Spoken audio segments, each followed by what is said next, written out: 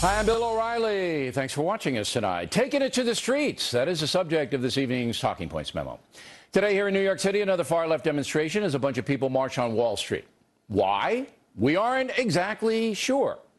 What we do know is that these folks are zealots who are being organized by some very interesting people.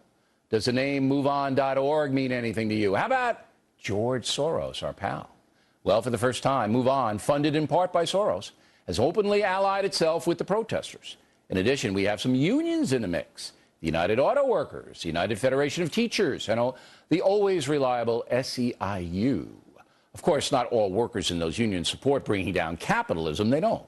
But their leadership is certainly sympathetic to the demonstrators. But again, what do these people want?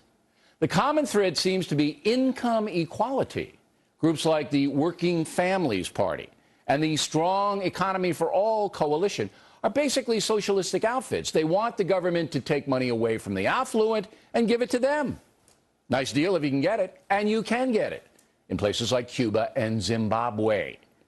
The big money behind these protesters, Soros, he doesn't want socialism. Soros is the biggest capitalist on the planet. He wants power, and these groups are using the far-left zealots to try to achieve that. Today, the protesters issued a statement, quote, "We want to voice our belief that the American dream will live again, that the American way is to help one another succeed. Our voice, our values will be heard," unquote. Key phrase there is to help one another succeed. But these people are not asking for voluntary help. They want to take stuff by force if necessary. It is true the far left is very disappointed with President Obama because he's not been radical enough. Mr. Obama rightly knows the vast majority of Americans do not want socialism, and while some of his programs are designed to redistribute income, the president knows he would be politically doomed if he threw in with these hardcore radicals. In the end, the protesters don't mean very much. America's a great country. If you want to be a far-left zealot, you can be. Want to demonstrate against capitalism? Knock yourself out.